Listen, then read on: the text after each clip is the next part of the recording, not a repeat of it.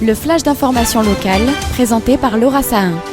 Bonjour à tous et bienvenue dans votre flash d'information sur Radio JM. Nous sommes le mercredi 26 juin et voici les titres de votre édition.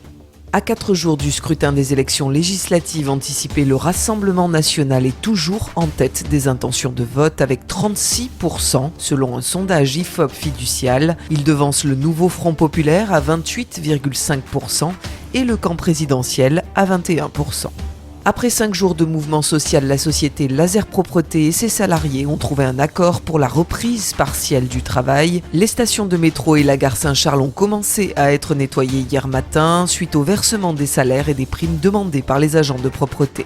C'est aujourd'hui la journée internationale de sensibilisation à la scoliose. Nombreux sont les Français souffrant de problèmes de dos. Hugo Battesti, kinésithérapeute dans le 13e arrondissement de Marseille, vous donne quelques conseils. Écoutez-le au micro de Magali Barthès. Dans un premier temps, il ne faut pas confondre scoliose et attitude scoliotique. Une attitude scoliotique est une déformation de la colonne dans un seul plan de l'espace, c'est-à-dire en inclinaison gauche ou droite. Une vraie scoliose, quant à elle, est une déformation de la colonne vertébrale dans les 3 plans de l'espace, c'est-à-dire en flexion, en inclinaison et en rotation. C'est une pathologie dont on ne connaît pas exactement la cause et qui touche environ 3% de la population. Ce qu'il faut bien retenir, c'est qu'elle se développe pendant la croissance, donc il est primordial de prévenir son apparition, parce qu'une scoliose mal soignée pendant la croissance peut engendrer beaucoup de complications une fois à l'âge adulte. C'est pourquoi il est fortement recommandé de pratiquer une activité sportive régulière afin de développer sa musculature, sa mobilité, sa souplesse, sa stabilité, etc. et ainsi de diminuer les chances de développer une scoliose. Et pour ce qui est des traitements, on peut avoir recours à de la kinésithérapie, à un traitement orthopédique, donc le port d'un corset, et dans les cas les plus sévères, on s'orientera vers une intervention chirurgicale. Comme chaque mercredi, Amy Chiolard vous propose sa chronique cinéma et le film de la semaine qu'il faut aller voir. C'est une sortie ciné pour ce week-end que je vous propose et non pas pour aujourd'hui puisque le film dont je vais vous parler ne sort que ce vendredi en salle. C'est le Comte de Monte Cristo de Mathieu Delaporte et Alexandre de la Patelière. Il raconte bien entendu l'histoire du Comte de Monte Cristo interprété par Pierre Ninet pendant près de 3 heures à l'écran aux côtés d'Anaïs de Moustier. Victime d'un complot, le jeune Edmond Dantès est arrêté le jour de son mariage pour un crime qu'il n'a pas commis.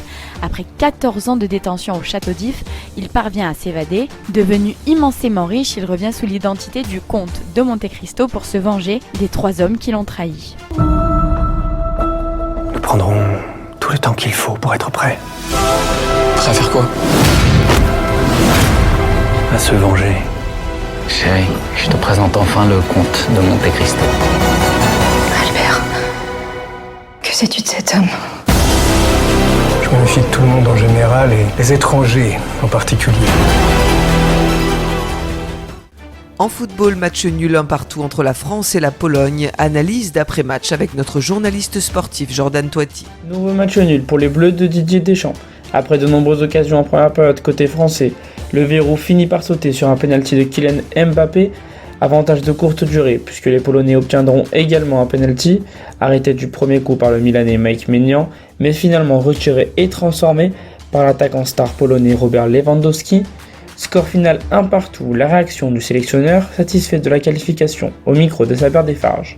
Évidemment qu'à travers ce match-là, c'était chercher la première passe, mais pour ça, il fallait gagner. À partir du moment où on ne gagne pas, on peut pas l'obtenir. Donc, il faut l'accepter, bien évidemment, même si on a fait ce qu'il fallait en ayant les occasions pour marquer. Après, il y a ce penalty, même s'il est arrêté dans un premier temps. Donc, il faut apprécier ce qu'on a fait. On est qualifié, donc voilà. L'équipe de France termine donc deuxième du groupe D derrière l'Autriche, vainqueur des Pays-Bas, qui sera l'adversaire de l'équipe de France en 8e de finale. Réponse ce soir entre la Roumanie, la Belgique, la Slovaquie ou l'Ukraine. La prière des Shivas de Rally Pierre Charbit aura lieu ce soir à 19h20 à la Grande Synagogue Breteuil. Une séouda suivra ce moment solennel. Nous pensons bien sûr à notre chef du service politique, Elsa Charbit. La météo aujourd'hui est de 21 degrés ce matin et jusqu'à 25 degrés cet après-midi sur notre belle cité phocéenne. Je vous donne rendez-vous à 13h avec notre journal spécial consacré aux élections législatives. Je reçois aujourd'hui Céline Écart, candidate Renaissance dans la 3e circonscription des Bouches-du-Rhône. Et puis par la suite, j'aurai le plaisir de recevoir Richard Schmuckler pour nous parler du festival de Glanum. À tout à l'heure sur le 90.5. Tout de suite après ce journal, c'est l'Instant Mag de Magali Barthès. Une trentaine d'associations se sont mobilisées à l'appel du CRIF Marseille-Provence lundi dernier à Marseille, devant le palais de justice, en guise de soutien à l'enfant de confession juive torturé et violé par 3 adolescents. Magali Barthès était présente au rassemblement citoyen. Reportage à suivre. A tout de suite sur Radio JM et très belle journée à tous. Vous venez d'écouter le flash d'information locale présenté par Laura Sahin.